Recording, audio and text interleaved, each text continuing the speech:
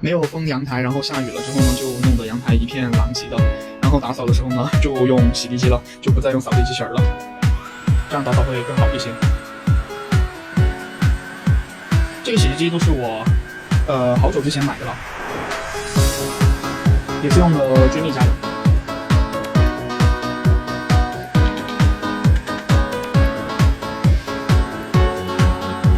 经常会掉一些猫砂这些出来。还有就是阳台风灯光嘛，下雨的时候容易把它们拿出来，然后这样清洁的话就很干净很好。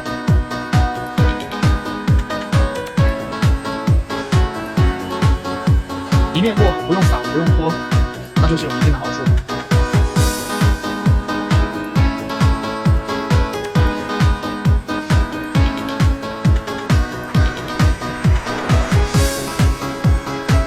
这边效果也还不错。所以说这个就是扫地机器人和洗地机的区别。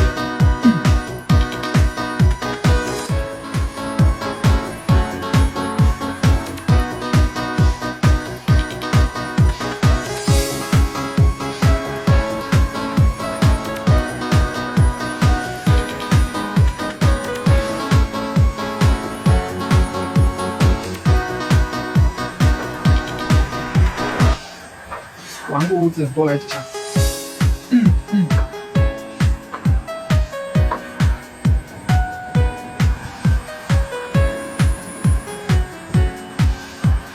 这个估计是好几个月的了。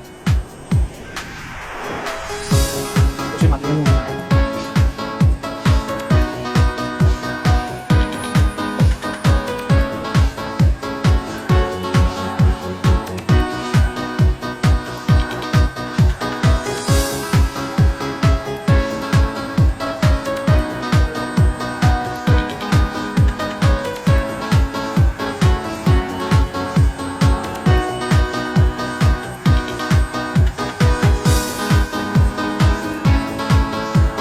是个啥玩意儿，粘在地上了，赶紧。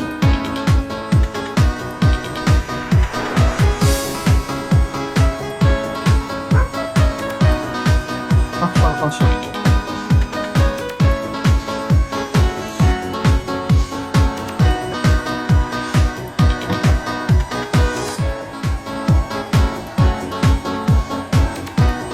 啊，这两个都是顽固污渍，不要打洞，在地上打扫干净了，然后关机。